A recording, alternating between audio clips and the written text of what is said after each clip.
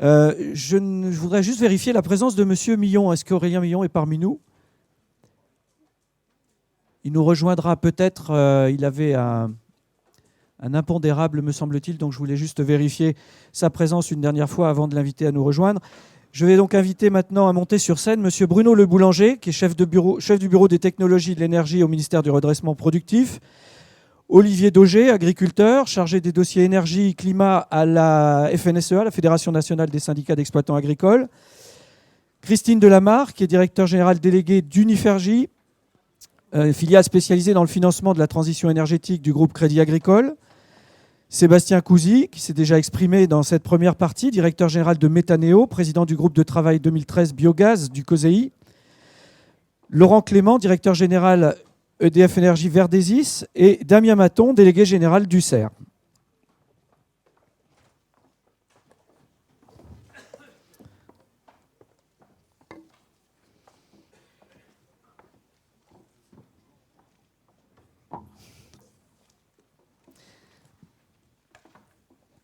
Merci, Madame, Messieurs, pour votre présence également. Alors, Monsieur Cousy, je vais être obligé de vous passer la parole en transition avec la table numéro 1, puisque vous l'avez déjà fait depuis la salle. Et comme vous l'avez très justement noté, très spontanément, alors que nous parlions du développement du biogaz en Europe et en France, c'est bien le sujet qui nous intéresse. La tentation a été très grande pour différents intervenants d'en venir très rapidement aux limites, aux contraintes, aux freins au développement. Donc nous avons largement anticipé, comme vous l'avez remarqué, très justement. Je vous laisse peut-être en transition nous proposer quelques mots là-dessus par rapport aux freins avant de rentrer. Là, vous allez pouvoir vous lâcher parce que je pense que vous en avez peut-être quelques-uns et quelques autres en catalogue, si je puis dire. Mais par rapport à cette structuration de la filière qui nous intéresse, qu'avez-vous entendu et retenu de la première table ronde qui vous paraissent sur lesquels, des points sur lesquels il vous paraîtrait important de revenir? Non, moi j'ai entendu, il y a la première phrase la dernière phrase dont je me souviens, c'est Antoine Jacob qui l'a dite, c'est 2020, c'est demain. Donc je pense qu'effectivement il y a pas mal de choses qui sont encore à faire pour atteindre les objectifs qui ont été fixés. Il y a eu un message extrêmement optimiste et positif qui a été fait hier par la ministre de l'écologie. Elle a en particulier, en tout cas, commencé à regarder ce qui lui avait été proposé. Elle a acté qu'elle avait reçu le livre blanc du Club Biogaz et qu'elle avait pris en considération la première proposition qui était faite dans ce livre blanc, à savoir de la création d'un comité national biogaz, parce que c'est vrai que c'est un sujet qui est extrêmement complexe, qui concerne une multiplicité d'acteurs incroyables, avec des objectifs qui sont différents pour les uns et pour les autres, et donc avec une information qui n'est pas facile à homogénéiser, qui n'est pas facile à faire circuler auprès de tous ces acteurs. Donc je pense que c'est vraiment une très très bonne chose. C'est la première chose que je voulais dire, même si ça ne répond pas complètement à votre question. Après, ce qui a été dit, je crois que c'est Serge Verdier qui l'a dit pendant son intervention, je pense qu'on manque beaucoup d'agilité. Voilà, donc je pense que c'est un mot vraiment très très important sur ce qui se fait sur cette filière, sur d'autres aussi évidemment, mais sur cette filière en particulier, puisque c'est celle qui nous concerne aujourd'hui. On manque d'agilité. Pour preuve, il suffit de prendre un chiffre, enfin 2 chiffres, et de les comparer.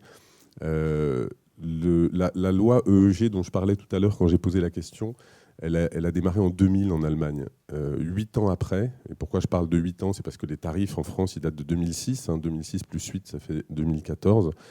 8 ans après, en Allemagne, il y avait 4000 sites. Aujourd'hui, en fonction de qui parle, il y en a 271 pour la ministre hier, 400 pour Antoine Jacob tout à l'heure. Enfin, on ne sait pas très bien, mais en tout cas, il y en a quelques centaines, quelques petites centaines.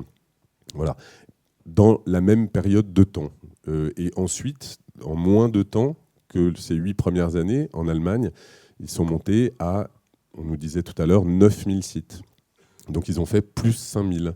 Et nous, effectivement, M. Keutner l'a fait remarquer tout à l'heure, notre objectif, c'est d'en faire 1500, d'en lancer 1500 en 3 ans. Donc je pense qu'il y a un vrai sujet qui est peut-être qui est peut-être qui part peut-être des ambitions qu'on a, qui sont peut-être pas assez fortes, et puis aussi, je pense, d'une difficulté à trouver notre modèle. On hésite entre plein de choses, ça a été dit tout à l'heure. Ouais. Il y a énormément de modèles qui se concurrencent ou pas, mais il y a énormément de modèles différents, avec des objectifs différents, avec des visions différentes, culture énergétique, pas de culture énergétique. Voilà, il y a plein de choses qui se font, et du coup, on essaye d'aider un petit peu tout, et on aide mal tout, alors que si on aidait bien le modèle qu'on choisit, peut-être que ça irait un petit peu plus vite et un petit peu... que ce serait un peu plus fluide. Voilà ce que je... Merci pour cette transition. Nous y reviendrons peut-être et je vous réinterrogerai. N'hésitez pas à vous exprimer là-dessus, justement, sur le type de modèle qui, à vos yeux, pourrait être préconisé ou pourrait être le plus vertueux en termes de développement, en termes de potentialité. Je vais me tourner vers M. Clément, si vous le voulez bien, directeur général EDF Verdessis, sur le plan... économique, justement. Vous avez analysé la filière dans tous les sens. Vous avez étudié les opportunités. Voilà. Donc, c'est aussi une occasion de vous entendre sur vos conclusions en la matière, en termes de prospective. Quels sont les principaux enseignements que vous en avez retirés, et puis quels sont éventuellement, on peut déjà entamer la question des freins, puisqu'on l'a déjà fait largement en première partie. Quels sont les points de tension que vous avez déjà identifiés ? Oui, tout à fait. Donc effectivement, je partage la réaction de Sébastien tout à l'heure. On voulait parler de développement, on a beaucoup parlé de freins. Donc Verdessis est la filiale du groupe EDF Énergie Nouvelle en charge du développement du biogaz. Donc notre métier, c'est de développer des projets de méthanisation, des projets de territoire en collaboration avec les acteurs du monde agricole, du monde agroalimentaire, des collectivités et avec également les industriels qui œuvrent sur ce secteur, les industriels du déchet notamment. Et nous sommes producteurs d'énergie. Donc notre métier, c'est de développer des projets dans lesquels on investira en collaboration avec ces acteurs pour, pendant 15 ans, produire de l'énergie localement et une énergie renouvelable.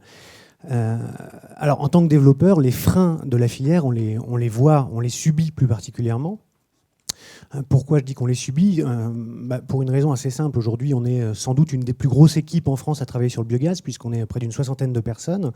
On a la chance d'être filiale d'un grand groupe, donc d'avoir des moyens financiers qui nous permettent d'investir dans des projets. Et malgré tout, malgré ces moyens à la fois humains, financiers, la somme des compétences qu'on a, on n'arrive pas à aller aussi vite qu'on aimerait. Alors, un projet de méthanisation, on l'a dit à plusieurs reprises, c'est 4 ans, 5 ans de développement. Mais quand on dit 4 ans, 5 ans de développement, il faut voir ce qu'il y a derrière le mot développement. Derrière le mot développement, il y a 4 à 5 ans d'études, d'implication. Et ces études et cette implication de personnes, elles coûtent. On estime qu'un mégawatt de projet, ça coûte environ 300 000 € à développer. Alors, il y en a qui me diront « Ah non, c'est 200 », d'autres qui me diront « Ah non, c'est 400 ». Mais voilà, on a cette moyenne-là. Donc si vous voulez développer une dizaine de projets par an et que vous avez un coût de développement de ces projets de 300 000 €, on voit tout de suite qu'avec un calcul tout bête, ça fait à peu près 3 millions d'euros par an en coût de développement à supporter. N'importe qui ne peut pas supporter ces coûts-là, première chose. Deuxième chose, avec un temps de développement, un cycle de développement de 4 à 5 ans, mécaniquement, pour à un moment ou un autre démarrer 10 projets par an, il faut en développer 10 fois 4, allez, si c'est 4 ans, une quarantaine en parallèle, ce qui multiplie encore les coûts. Donc, en tant que développeur, on subit aujourd'hui ce contraste entre une filière qui veut aller vite, qui doit aller vite, et la difficulté économique que ça représente de supporter ces coûts de développement. Et aujourd'hui, quand on a entendu les freins qui ont été listés, moi j'ai tendance à les résumer sous 3 grands axes. Le premier axe, il est économique. Vous verrez que je pense que ça fera une petite synthèse de ce qui a été dit avant. Le premier axe, le premier frein, il est économique, avec évidemment une question de tarif, non pas de niveau de tarif, mais de structuration du tarif. Ça a beaucoup été dit, ce tarif, il implique des inégalités de traitement entre les grosses et les petites installations qui, à notre avis, ne sont pas légitimes. Ce tarif également a dans sa structuration des contraintes, notamment sur la partie électrique, pour la valorisation de la chaleur, qui ne sont pas adaptées, pas appropriées à la façon dont on fait notre métier. Je ne rentre pas plus dans les détails, ça a été beaucoup discuté et ça a été également développé par le Club Biogaz et par le CER dans ses préconisations, ce fameux livre blanc. Et dans cette partie économique, il y a aussi la question des subventions. Oui, la majorité, voire la totalité des projets ont aujourd'hui été subventionnés. Un projet de méthanisation ne peut pas sortir sans subvention. Or, quand on en développe, on mise, et le mot miser est choisi à dessein, on mise sur une subvention dans nos développements de projets.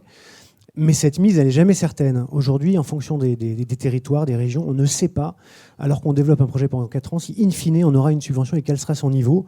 Or, cette subvention étant indispensable pour le projet, eh bien, on est dans une sorte de partie un peu de poker en disant, si ça se trouve, mes 300 000 euros investis dans ce projet, mes 4 ans d'efforts tomberont à l'eau à la fin, enfin, ou au milieu, selon la période à laquelle cette subvention est allouée. C'est la partie économique, je ne veux pas monopoliser la parole, j'aurai deux autres... Je vous en prie, puis il y aura certainement des questions peut-être à votre attention sur justement votre propre retour d'expérience. Je vais me tourner vers Madame Delamarre parce que nous avons déjà fait allusion aussi en table ronde numéro 1 au concours bancaire et à certaines incertitudes, on va dire, à minima, par rapport à votre l'estimation de faisabilité des projets. Quelle est votre propre analyse? Alors, je rappelle que vous intervenez au sein du groupe Crédit Agricole, vous êtes spécialisé sur ces filières, donc vous avez peut-être maintenant la possibilité de nous faire part, de nous partager cette analyse que vous faites, au nom peut-être de l'ensemble de vos confrères d'ailleurs. Merci de donner la parole aux banques d'une façon un petit peu plus large et au Crédit Agricole. D'abord, pour faire de la méthanisation, il faut le vouloir. Ça, c'est un premier en tant que banque. Il faut le vouloir. Pourquoi? Parce que vous savez qu'en France, on a développé les énergies renouvelables. Nous, par exemple, sur Unifergie, on a financé plus de 2000 mégawatts.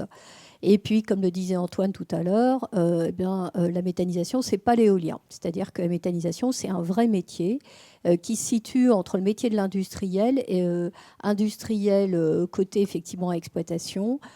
Pour moi, la méthanisation, c'est avant tout du déchet, c'est-à-dire c'est être certain de son gisement.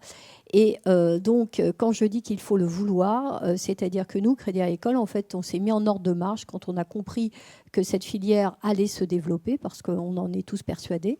On s'est mis en ordre de marche, c'est-à-dire qu'on a cherché à comprendre les mécanismes de cette filière.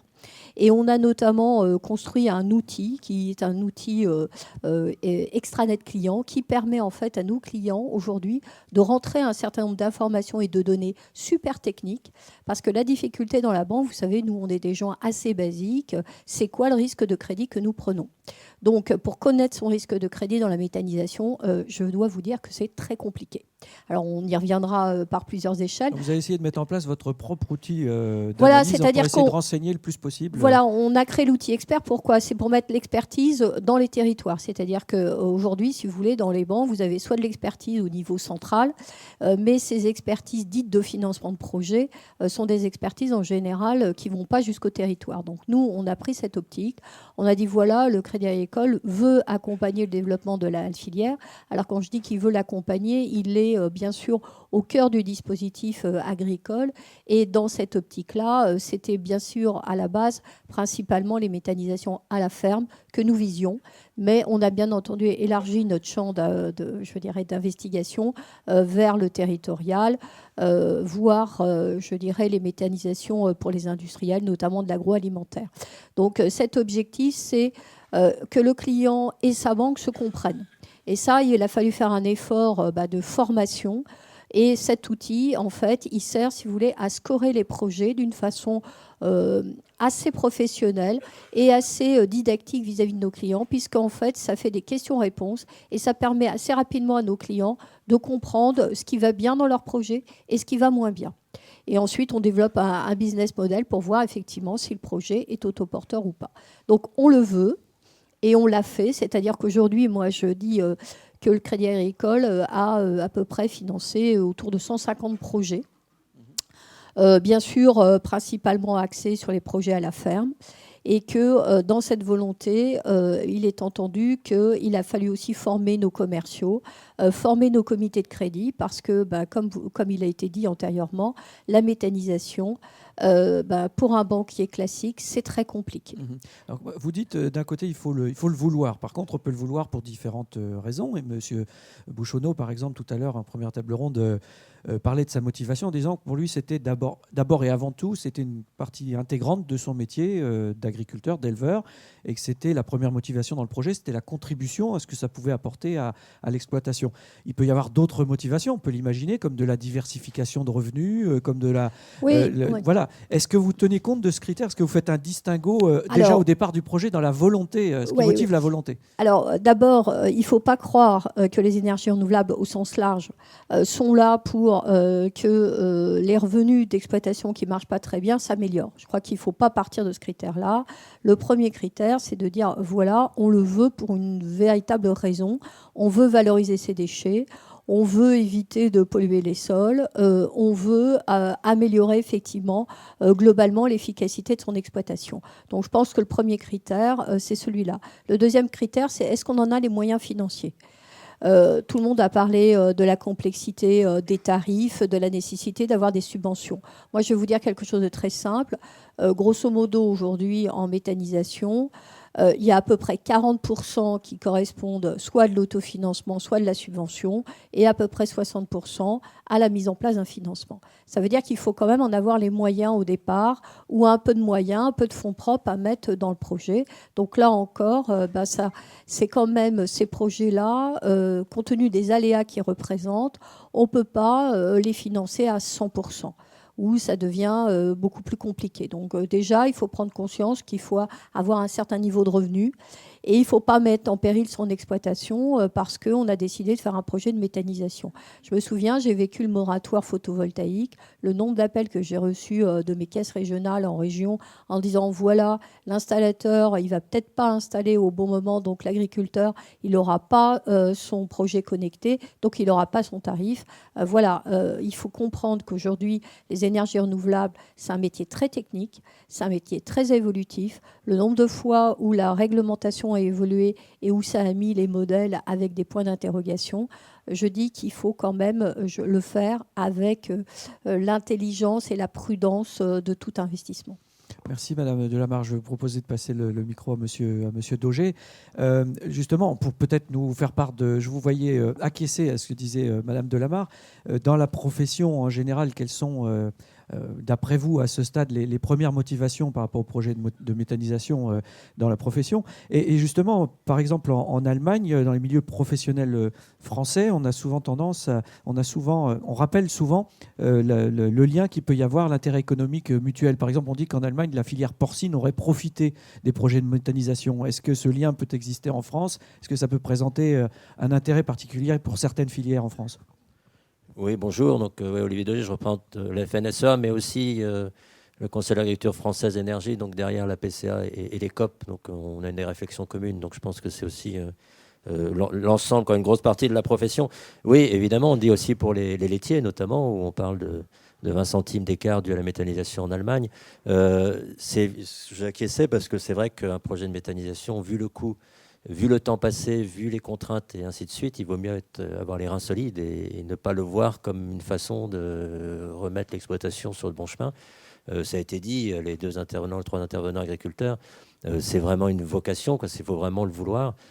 Combien de projets ont échoué par rapport à ceux qui sortent. Moi, je suis assez affolé, même dans mon territoire, de voir des gens qui sont des vrais créateurs de valeur ajoutée, de projets, qui vraiment des agriculteurs qui aiment le développement, qui aujourd'hui se disent, mais au bout de 4, 5, 6 ans de dossier, ils disent, mais voilà, je suis motivé, mais jusqu'où, quoi, avec le coût. Alors ça, c'est la première chose. Et j'entendais d'ailleurs les grandes entreprises dire qu'elles souffraient. Donc imaginez une exploitation agricole.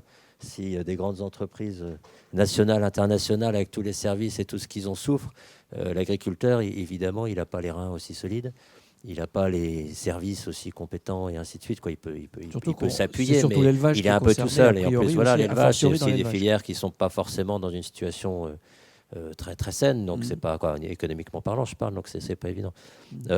Moi, ce qui m'amusait aussi, c'est qu'on est un peu dans un syndrome un peu franco-français. On a un objectif, et le discours de la ministre, c'est vrai, était très, très ambitieux et très positif demain. J'espère qu'il se retrouvera dans le texte de loi après les discussions qu'on a aujourd'hui. Mais quand je vois la réaction de la personne qui vient d'Allemagne par rapport à notre objectif de 1000 ou 1500, par rapport à leur rythme, nous, il nous paraît ambitieux cet objectif. Par rapport à eux, il est quand même pas... Il est loin d'être ambitieux, donc il y a un problème aussi. Pourquoi on n'arrive pas à créer cette dynamique et à créer justement. Donc je peux. Quoi qu'en même pour temps, moi, on a compris que ça va être plus compliqué pour eux à partir de. Alors ça va être plus hein. compliqué, oui, mais au moins ils ont créé la filière, Oui. ils ont créé la filière en amont avec l'industrie, ils ont Mhm. créé, voilà. Donc ils ont pris quand même des avances sur nous sur le sujet. C'est sûr qu'ils vont aussi avoir des problèmes, mais je veux dire, juste pour l'agriculture, c'est un enjeu économique éventuellement, vous l'avez dit. Pour moi, c'est aussi un enjeu environnemental. On a des vrais défis en agriculture au niveau énergétique et environnemental. La dépendance à l'énergie fossile, on n'a pas beaucoup parlé de l'économie circulaire. Du territoire, ça a été dit à la fin, mais même au sein des exploitations. Moi, je connais des dossiers de gens qui, par la méthanisation, montent des serres pour faire des fruits rouges ou ce genre de choses. C'est aussi des projets de territoire avec des emplois de territoire qui ne sont pas délocalisables. Donc, tous ces projets-là sont... Et la dépendance à l'énergie fossile en agriculture est énorme. Les problèmes de gaz à effet de serre, qui sont une réalité aussi, où c'est une solution. Les problèmes de l'environnement, ça a été évoqué. Mais c'est vrai que transformer les effluents en digestats et éventuellement de mettre des cultures intermédiaires à vocation énergétique sont aussi une solution pour le sol et pour l'eau et pour un certain nombre de choses. Donc c'est aussi une vision globale. L'agriculture, elle est au centre de la méthanisation par la production de biomasse. Je rappelle régulièrement, mais c'est une réalité qu'avant l'ère de l'énergie fossile, l'agriculture était naturellement productrice d'énergie. C'est pas depuis des milliers d'années, hein. Ça a disparu depuis une cinquantaine d'années, donc c'est pas du tout anormal. De temps en temps, on dit que le gisement est pas quoi, le gisement peut avoir des limites en agriculture. C'est peut-être aussi parce que le gisement, on n'y travaille plus. Il a l'importance de la recherche. On n'y travaille plus ou on y travaille moins depuis 50 ans. Mais il y a un vrai gisement important.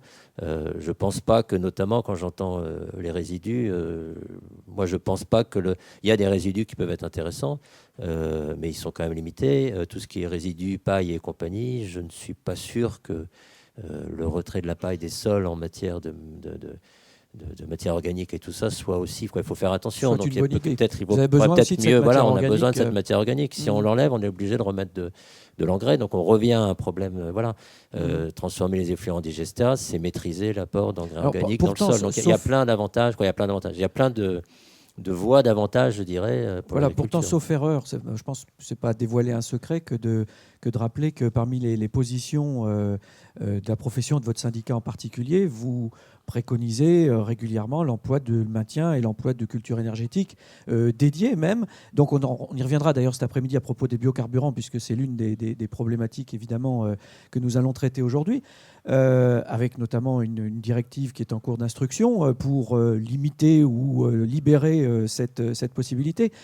Est-ce que vous pouvez nous rappeler un petit peu dans les grandes lignes la position de la profession par rapport à ça ? La position, quoi. On parlait tout à l'heure de la durabilité des projets et même vis-à-vis des banquiers notamment, mais vis-à-vis aussi de la rentabilité globale.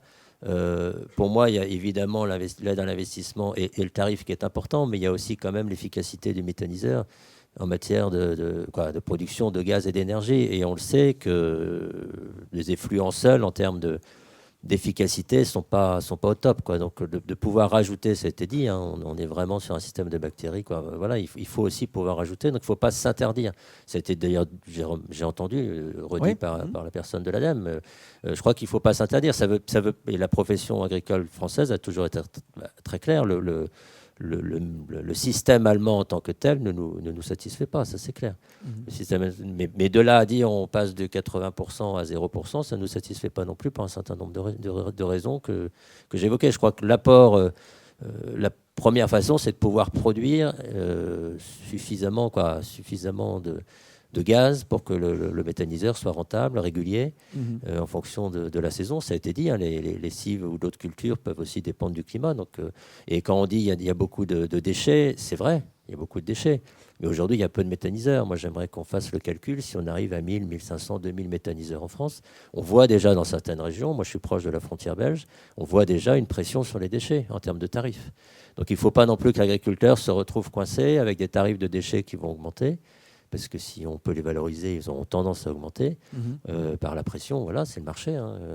Et donc voilà, il faut laisser des portes ouvertes qui permettent, voilà, du 100% végétal.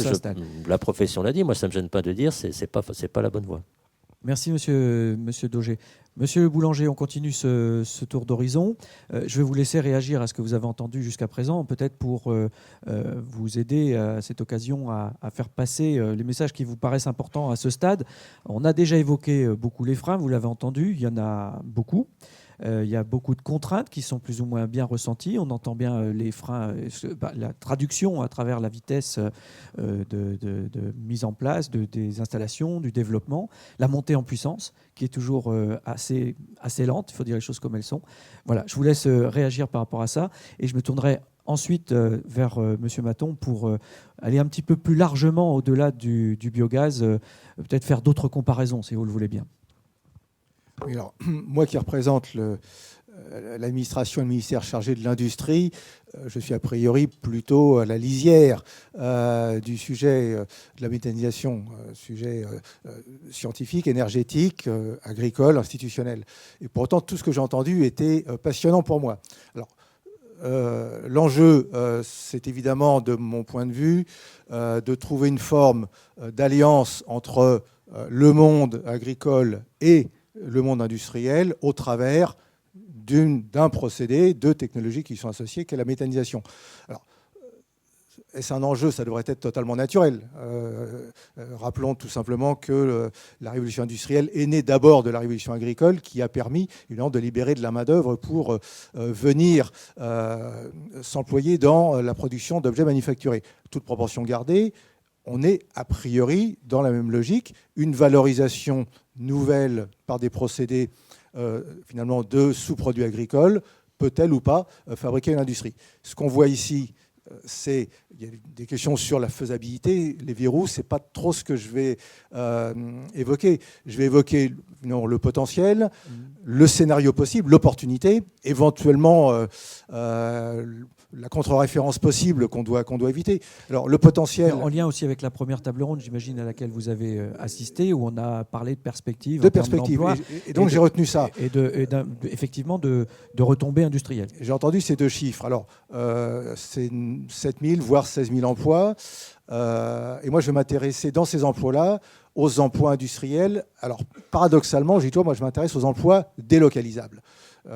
Bien entendu, un enjeu, c'est l'ensemble d'emplois dits de services de conception et de réalisation. Et moi, je vais m'intéresser à ceux qui vont être attachés à la fourniture des équipements, donc le volet proprement manufacturier industriel. Donc, je vais m'intéresser à voir combien d'emplois industriels délocalisables sont attachés au développement du plan méthanisation des 1000 méthaniseurs. Alors, l'autre grand chiffre qui n'a pas été prononcé, ou peut-être avant que j'arrive, ce sont évidemment les enjeux macroéconomiques de ce plan. Alors, si je prends un ratio très grossier du coût par kilowattheure, en gros 5 000 €, alors c'est trop élevé pour les acheteurs, trop bas pour les vendeurs peut-être, mais c'est en gros entre 1,5 milliard attaché à l'ensemble de l'objectif des 1000 méthaniseurs. 1,5 milliard, on est sur un chiffre relativement modeste dans l'économie de l'énergie en France, sur les 66 milliards d'importations de la facture énergétique, on est déjà sur un chiffre de portée macroéconomique qui mérite d'être regardé de près. Donc ça commence à nous intéresser. Donc ce qu'on a demandé, nous, à la filière, c'est d'analyser la chaîne de valeur de ce 1,5 milliard potentiel pour voir, dans ces emplois, quels sont ceux qui peuvent être gagnés ou qui peuvent être perdus, selon que les acteurs, les exploitants vont aller acheter des équipements qui seront imaginés, conçus, produits en France ou qui seront partiellement ou totalement importés. Donc ça, c'est ça pour moi l'enjeu et on voit très bien qu'on va être a priori dans de l'ordre de grandeur de plusieurs centaines de millions d'euros. Donc, la réponse à cette interrogation, c'est un dialogue entre notre administration et les acteurs de la filière qui sont regroupés autour effectivement des organisateurs de ce colloque et de proposer avec une démarche englobante d'analyse, d'identification de tous les gisements particuliers, là où on peut accrocher des choses, là où on a des acteurs qui savent déjà le faire et qui sont mal connus ou qui veulent bien apprendre à le faire. Et deuxièmement, mener des actions pour effectivement organiser la filière de sorte que naturellement elle se tourne vers cette offre-là qui soit française. De l'autre côté, on doit avoir une forme de réponse plus technique et qui va être de réaliser, de mettre au point cette offre adaptée aux besoins français. Donc c'est l'autre volet de ce que j'ai entendu ce matin, très important. Il y a un modèle allemand quantitatif, mais on voit très bien que ce modèle allemand ne doit pas être importé. si j'ose l'expression, ni au sens propre, ni au sens figuré, de manière grossière. Ça n'empêche pas les échanges, évidemment, intelligents. Et donc, l'enjeu technique, ça va être de développer les équipements de méthanisation, les digesteurs en particulier, adaptés aux intrants qui vont répondre au maximum de situations françaises, avec, si possible, je comprends, moins de culture énergétique concurrente de culture alimentaire, mais pas forcément sans, ou d'autres formes de culture, peu importe. L'important, c'est d'identifier un besoin et d'en faire une opportunité de développement d'une offre qui va elle-même s'industrialiser en France et ramener de la valeur ajoutée des emplois en France. Et c'est ce à quoi on travaille également avec les différents acteurs. Et alors avec quels moyens et quel aujourd'hui est fait? Eh bien, les moyens, ce sont les outils de politique industrielle, au premier rang desquels ce que nous appelons les investissements d'avenir, qui permettent finalement de financer des projets collaboratifs complets, R&D ou R&D développement, expérimentation, voire des projets plus d'action de type collectif. Et l'effet qu'on a commencé à mesurer, c'est que nous avons vu apparaître des premiers consortiums. Il y a des industriels, certains sont peut-être représentés ici, il y en a même ici à cette table ronde, qui ont regardé avec finalement nos académiques français qui sont de toute façon parfaitement reconnus, ont commencé à travailler sur les alternatives à la technologie de méthaniseurs qui sont sur le marché, pour en faire à la fois des outils plus performants qui vont baisser les coûts et des outils qui vont naturellement s'industrialiser en France et qui vont apporter la valeur ajoutée dont nous avons besoin.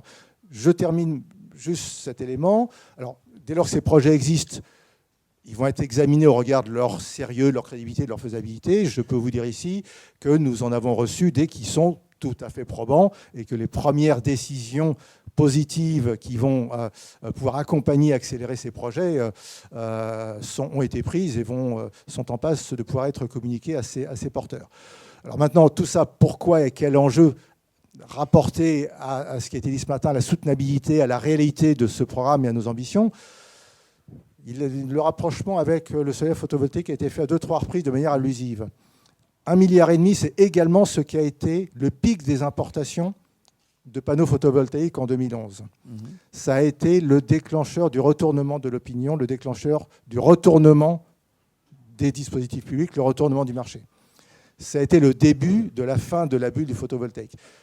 La méthanisation, elle a cette chance énorme d'être très en amont de ce processus, d'avoir un programme qui est beaucoup plus évolutif, beaucoup plus progressif, et de se nourrir de l'expérience, à la fois de ce qui est des erreurs commises dans le domaine du photovoltaïque, à la fois de ce qu'il ne faut pas recommettre, et également de l'exemple de nos amis allemands, qui sont en train de subir une forme de cassure de bulle à la manière de ce qu'on a fait pour le photovoltaïque.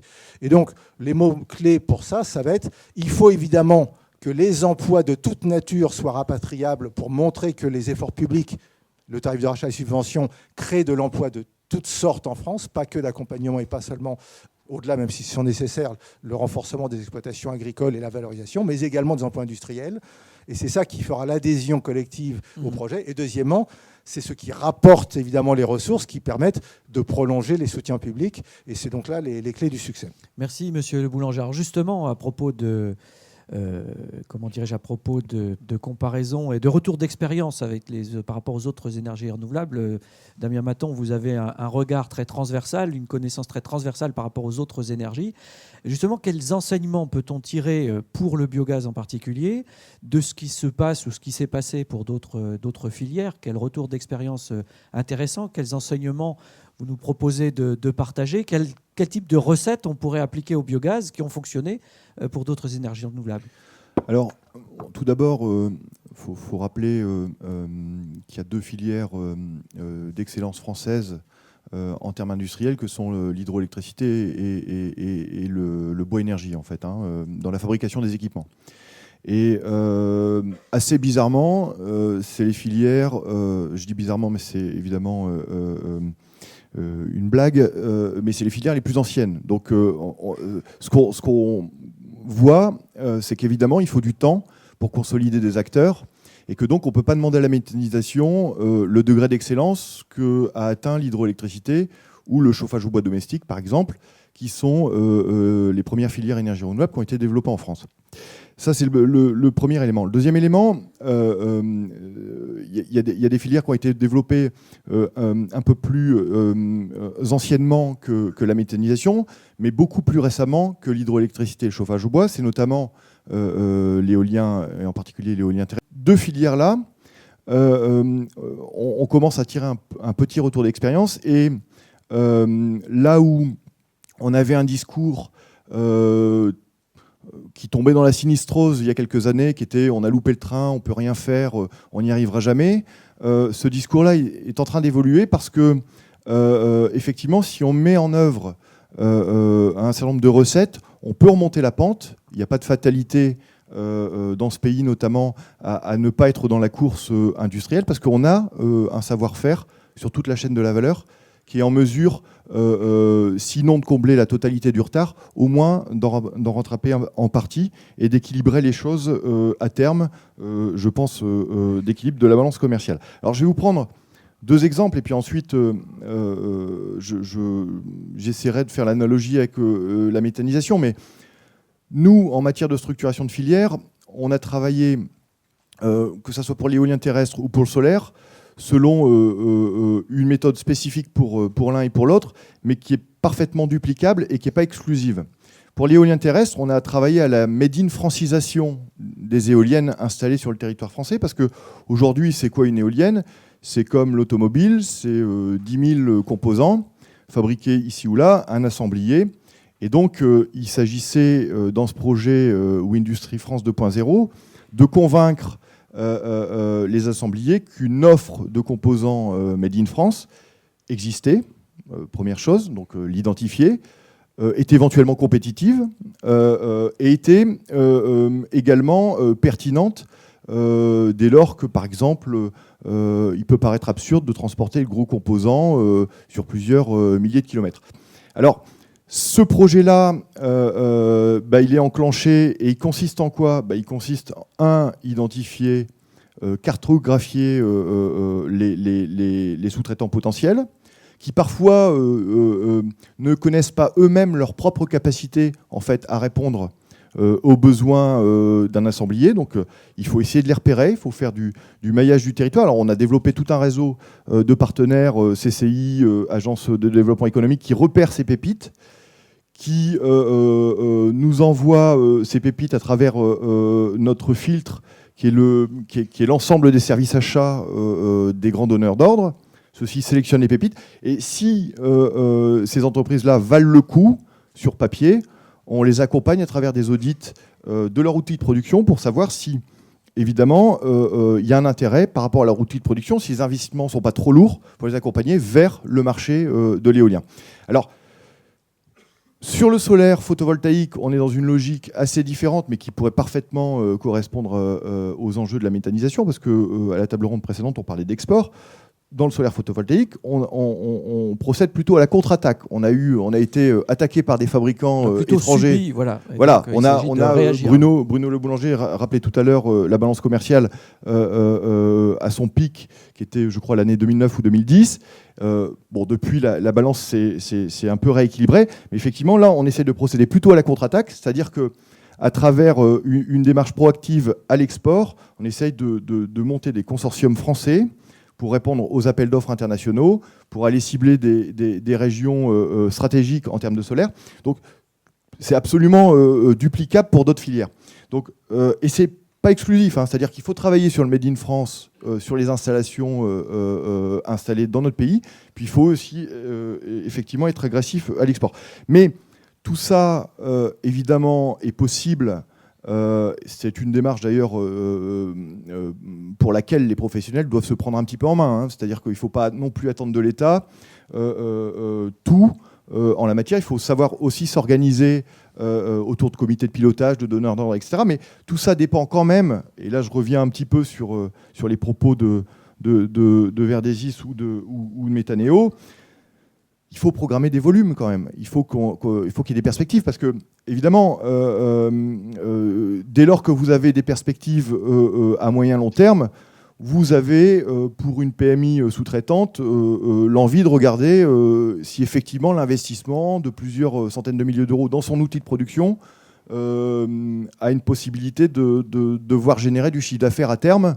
Voilà. Donc, n'oublions pas quand même que les volumes sont nécessaires. Moi, je bride quand même pas mon plaisir suite au discours de la ministre hier. Évidemment, il va falloir que ça se traduise dans les faits, mais il y a quand même eu des annonces particulièrement enthousiasmantes. Donc, je pense que sur cette visibilité-là, je crois qu'on commence à l'avoir. Maintenant, il faut que ça se traduise de façon jalonnée pour qu'il y ait des trajectoires et pour qu'on tienne ces trajectoires. Mais je crois que la visibilité est là. Et aujourd'hui, je crois que la filière peut s'organiser pour essayer d'apporter des équipements français à l'ensemble de ces installations de méthanisation. Alors, je vais demander à monsieur Cousy, je reviens vers lui comme je l'indiquais tout à l'heure, parce que justement, pour bénéficier de ces retours d'expérience d'autres filières énergétiques, encore faut-il qu'on précise un petit peu ce modèle qu'on a évoqué à plusieurs reprises. Est-ce qu'il y a un modèle spécifique français? Est-ce qu'on peut demain proposer cela à l'export, c'est-à-dire à éventuellement des clients qui auraient les mêmes problématiques, les mêmes contextes, etc. Donc, est-ce que vous êtes, vous êtes prêté à cet exercice de préciser un petit peu un modèle un peu plus standard, compte tenu de la diversité, de la multiplicité des cas de figure que vous avez rappelé en introduction tout à l'heure? Je ne vais pas vous étonner en vous disant que le modèle, oui, on l'a précisé depuis 7 ans, depuis qu'on est créé, puisque c'est le modèle qu'on développe et c'est celui auquel on croit. Il nous paraît assez évident que aujourd'hui, sur la base de mégawattheures qui sont fournis par le biogaz, aujourd'hui on a principalement du biogaz de décharge.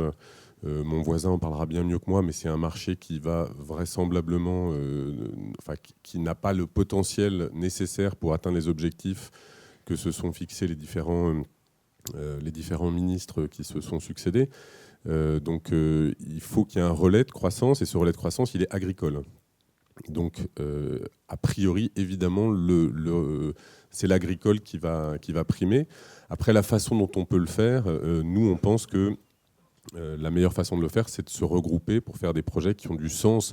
Ça va être un petit peu compliqué d'aller injecter, qu'un agriculteur aille injecter du biométhane dans le réseau en allant faire un trou dans la canalisation de GRDF ou de GRT pour un débit assez faible. Donc on pense qu'il faut qu'il y ait des regroupements. Après, les regroupements, ils peuvent se faire seulement entre agriculteurs, ils peuvent se faire avec des développeurs comme Méthanéo, mais c'est pour nous le modèle qui devrait être celui qui est le plus pertinent pour le territoire français. Est-ce que ça veut dire qu'il y a des minima de dimensionnement qu'il faudrait, pour ne pas dire imposer, en tout cas viser? Non, je pense qu'il ne faut rien imposer. Je pense que ça se fera naturellement. Je pense qu'il faudrait que là, tout le monde en a parlé déjà plusieurs fois, donc je vais pas je vais le redire, mais il faudrait que ça soit structuré différemment pour pas trop privilégier certains types de projets et plus harmoniser les tarifs pour arriver à ce que tous les projets agricoles puissent se développer de façon à peu près équilibrée. Merci. Alors, je vais me tourner vers la salle dans quelques instants. Mais Monsieur Cousy, pendant que vous avez le micro, j'avais une autre question qui m'a été inspirée par l'intervention de Monsieur Le Boulanger, qui m'a rappelé une indication de Monsieur Kuttner, qui était dans la première table ronde tout à l'heure, qui parlait du triplement des coûts d'investissement au kilowatt, liés à des problématiques de normes, etc. Est-ce que vous en faites le même constat? Si oui, quelles en sont les raisons? Est-ce que vous partagez les mêmes échelles? Il a dit ça, et après il a précisé qu'on avait pris les mêmes paramètres qu'eux avaient aujourd'hui. Donc nous, on n'a pas triplé, on a démarré comme ça. Ouais, on n'a pas du tout démarré à 2000 € kilowattheure, on a démarré déjà à 6000 ou à 7000 ou à 8000. Donc c'est bon, on n'ira pas plus haut. Maintenant, si on pouvait essayer de faire un petit peu mieux, ça serait bien, et on essaiera de le faire. Monsieur Le Boulanger en parlerait sûrement mieux que moi, mais aujourd'hui, il y a des plans industriels qui sont... Je crois que c'était aujourd'hui que c'était prévu, puis ça a peut-être été reporté, mais en tout cas, il y a des plans industriels, dont un plan industriel ENR qui est porté par le ministère du redressement productif. On peut estimer que si on arrive à structurer la filière, à participer à ce plan industriel-là, on arrive à baisser. Alors, on ne sera évidemment pas dans des ordres de grandeur qui étaient ceux du photovoltaïque et qui ont fait qu'il y a eu une bulle et qui ont fait qu'il y a eu un moratoire. Donc, on n'aura pas tous ces travers-là. Mais on peut essayer de baisser de 5, de 10, de 15% nos coûts par rapport à ce qu'ils sont aujourd'hui. Je ne suis pas persuadé qu'on ira beaucoup, beaucoup plus loin. Madame Delamarre ? Vous nous avez demandé de faire un retour d'expérience. Oui. Moi, je commence à en avoir un petit peu.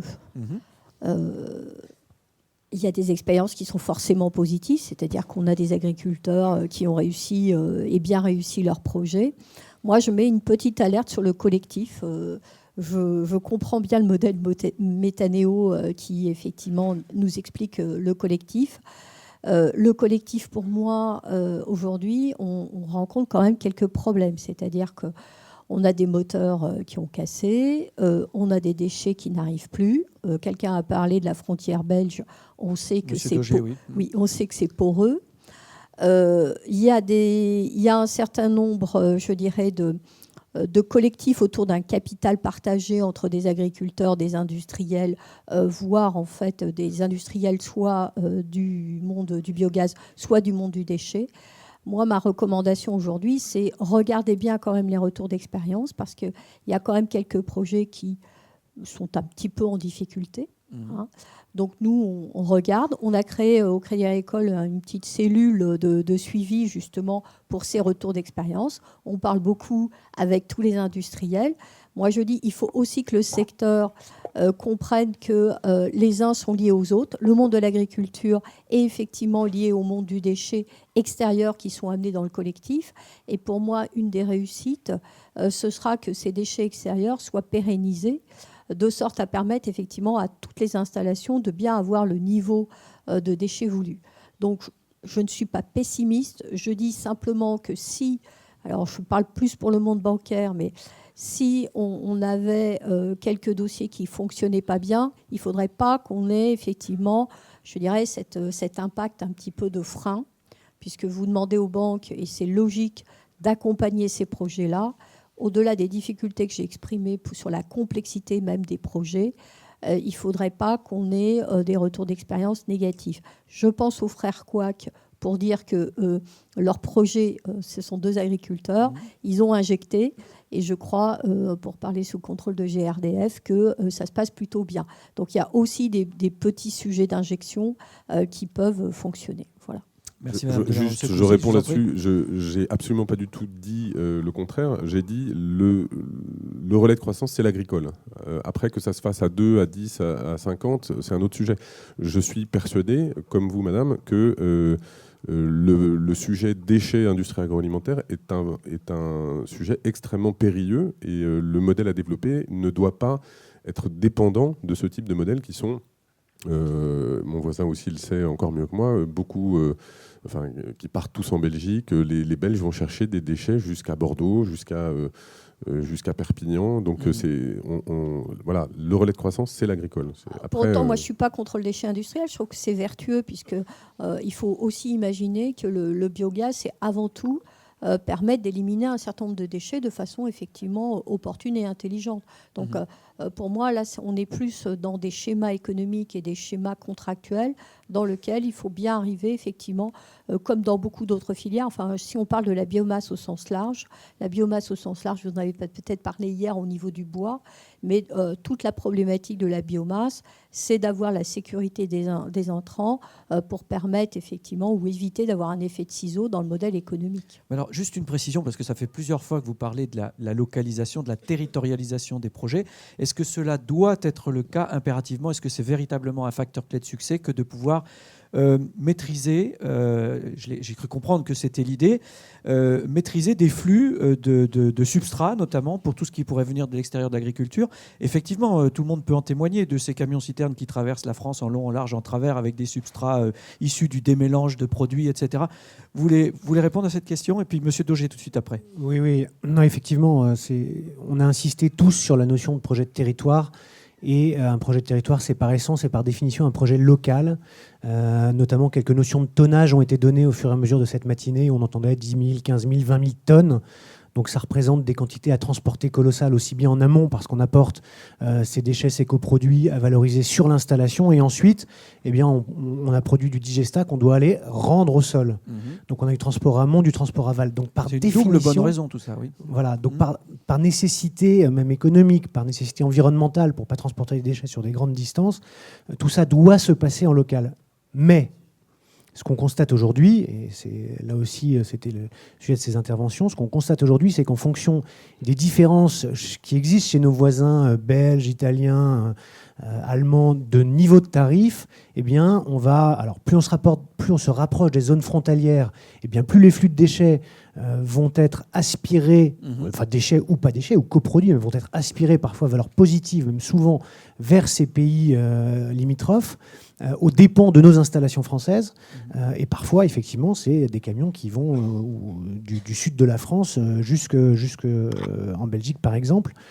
Et effectivement, dans le cadre de développement de nos projets, ça pose des questions et des incertitudes très fortes, puisque on démarre avec un projet, avec un business plan qu'on doit vendre à nos comités d'investissement, mais aussi à nos partenaires financeurs.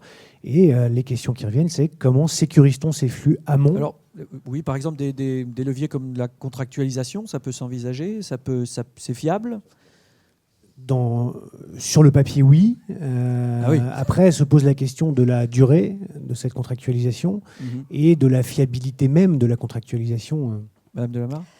Oui. Retour d'expérience là-dessus aussi, peut-être ? Retour d'expérience. La contractualisation, ça existe, mais comme il n'y a pas de pénalité, celui qui rompt le contrat, il n'a pas d'impact.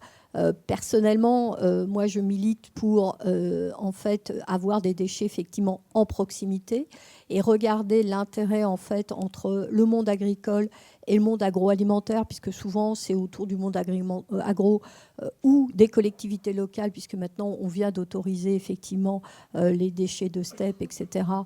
Pour l'injection. Donc je pense qu'il faut que ce soit local. Parce que là, on évite en fait les effets de bord, comme on vient de l'indiquer. Donc, plus on est local, plus les entreprises et les agriculteurs se connaissent. À mon sens, meilleure sera la pérennité. Merci Mme Delamarre. Alors, Monsieur Dauger, vous aviez peut-être une réaction là-dessus. Puis j'avais au passage une autre question à votre attention. J'ai cru voir dans les projets en sommeil ou dans les tuyaux, si je puis dire, un certain nombre de projets justement qui rassemblaient l'ensemble de ces critères de convergence et notamment des projets à proximité, par exemple, d'installations agroalimentaires, industrielles, genre laiterie, etc., qui eux-mêmes ont besoin de chaleur, par exemple, ou d'électricité, qui peuvent eux-mêmes fournir une partie des substrats de fermentescibles, et avec des surfaces agricoles périphériques très, très concentrées autour de ces installations. Alors, est-ce que c'est une piste importante ? Est-ce que l'inventaire a été fait de ces possibilités ? Et puis, je vous laisse compléter sur d'autres interventions, si vous le souhaitez, bien sûr. Justement, j'allais dire que c'était des projets de territoire, si on est tous d'accord, qui sont liés aux intrants possibles et aux enjeux. Et c'est vrai que l'agro-industrie travaille beaucoup ce sujet-là. Vous avez parlé du lait, les sucreries aussi, avec la fin des quotas sucriers, qui auront des conséquences économiques importantes. Donc, il y a une recherche de meilleure compétitivité et tous ces résidus qui n'étaient pas utilisés ou répandus parce que c'est une forme d'engrais aussi, peuvent être aussi un moyen de créer de l'énergie qui permet, si les Brésiliens sont plus compétitifs, c'est en partie pour des raisons sociales, c'est aussi en partie parce qu'ils utilisent la canne à sucre comme énergie et pour en sortir le sucre. Donc c'est des systèmes, là on parlait d'économie circulaire. Système très cohérent. Donc, voilà, tout à fait. C'est pour ça que le côté territorial qui est vraiment lié aux intrants potentiel aux enjeux, notamment dans le monde de l'élevage. Ça a été évoqué dans la table ronde d'avant, le durcissement lié à la directive, tout ce qui est nitrate et ainsi de suite, qui limitent les périodes d'épandage pour les éleveurs et qui les obligent à investir dans des stockages coûteux et importants. C'est aussi le moment de réfléchir pour les éleveurs, est-ce que j'ai pas intérêt à transformer mes plutôt effluents que de faire une cuve à lisier supplémentaire, pourquoi pas faire ça coûtera peut-être un peu plus cher, mais à moyen terme, en plus, un intrant n'a pas les mêmes règles que de l'effluent brut en termes de date d'épandage. Donc il y a plein d'avantages. Je dis pas que ça doit être la panacée partout, et c'est sûr qu'il vaut mieux le faire, peut-être pas à 50, mais un agriculteur seul ou quelques cas, ou des GAEC, comme vous avez vu, ou des regroupements d'agriculteurs à 5, 6, 7, qui ont l'habitude de travailler ensemble, parce que un projet de groupe, c'est toujours aussi un peu plus compliqué parce qu'il faut que tout le monde fonctionne à la même vitesse.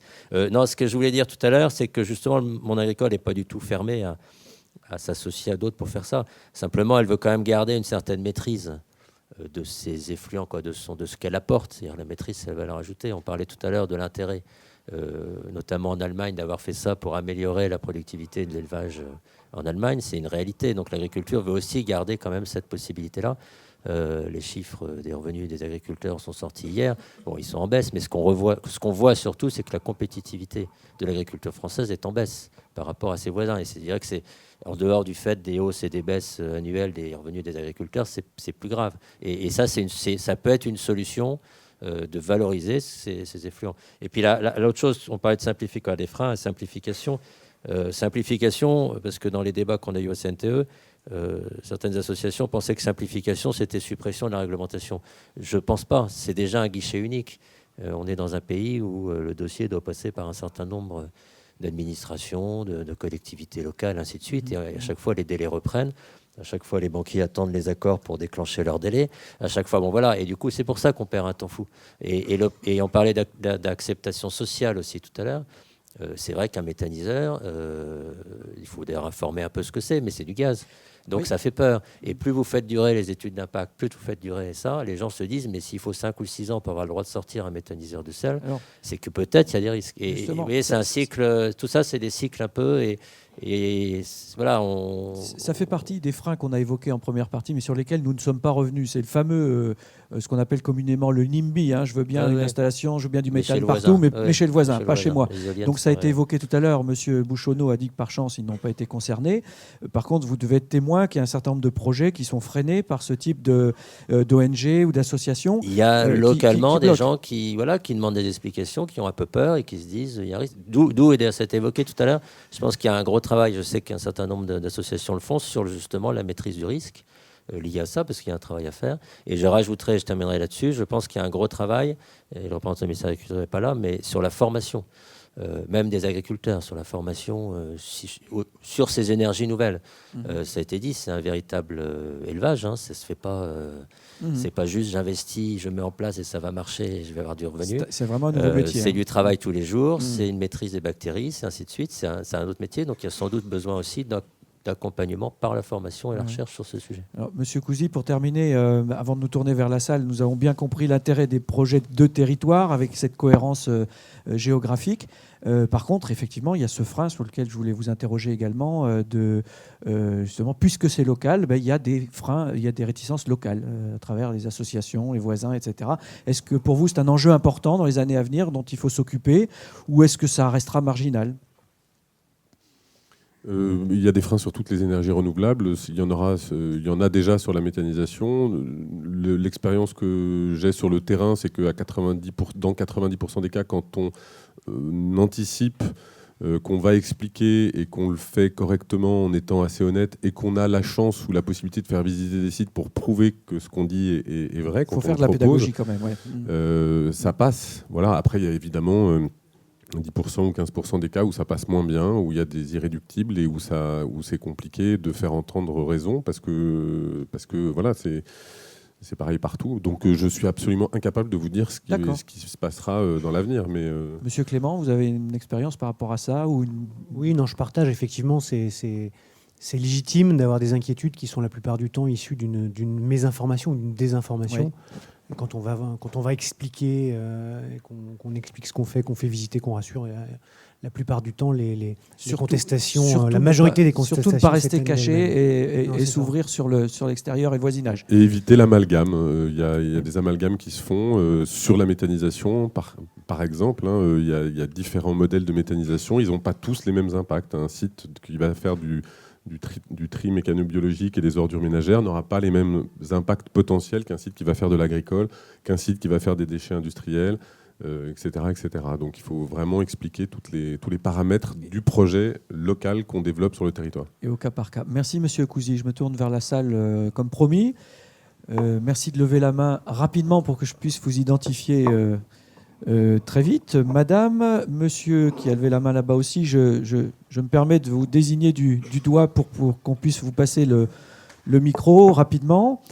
Est-ce que quelqu'un est disponible pour passer le micro dans la salle, s'il vous plaît, ou pour descendre l'un des micros qui est en haut?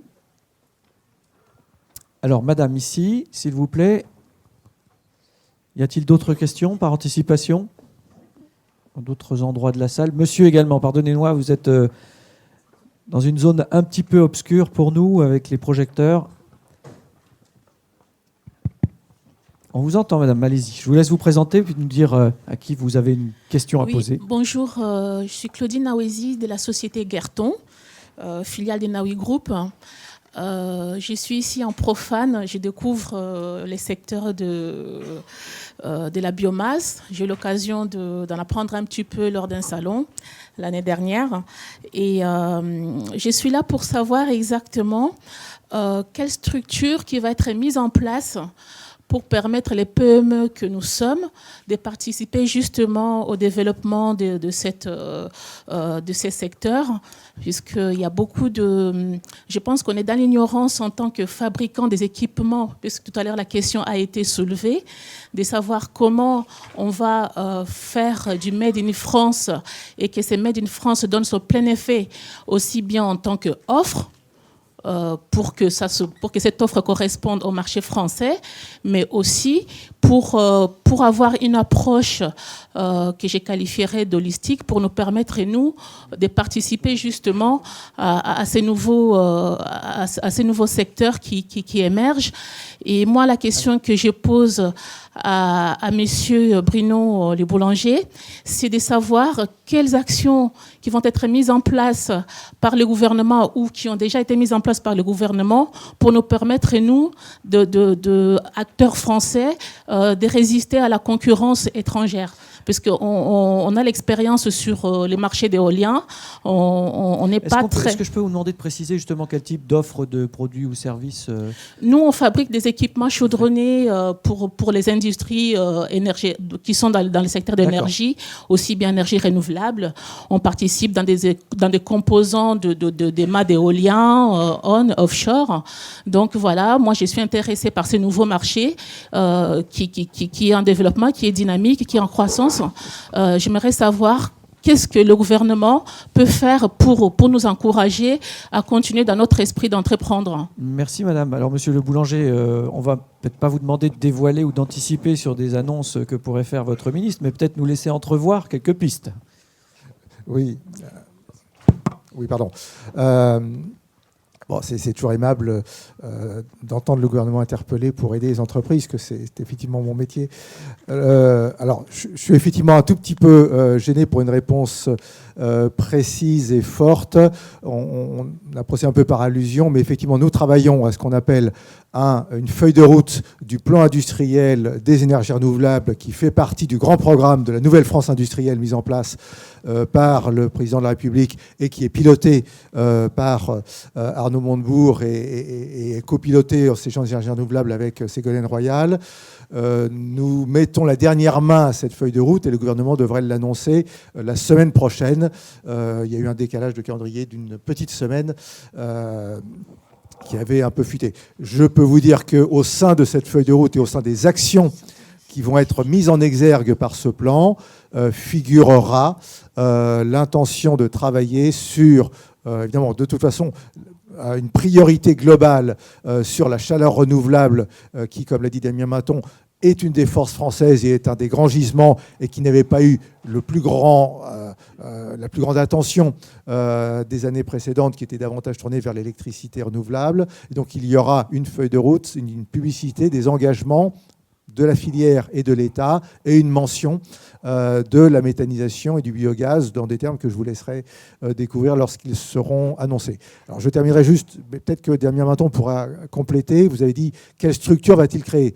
Alors je m'en excuse, mais nous sommes dans une période où le gouvernement est plutôt incité à ne pas créer trop de structures. On essaye de favoriser des créations d'entreprises et des créations de richesses.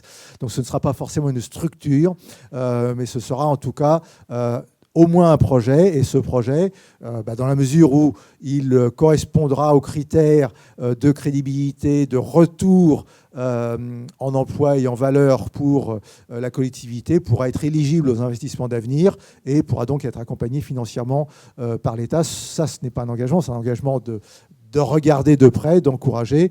Après ça, il faudra que le projet soit de qualité. Et ça concerne tous les acteurs, donc les industriels en font partie. Alors juste avant d'entendre Damien Maton, Madame Delamare. Non, je voulais juste donner un petit scoop, puisque le Club Biogaz avait interpellé le ministre et qui vient de nous répondre qu'il y était très sensible. Voilà une information.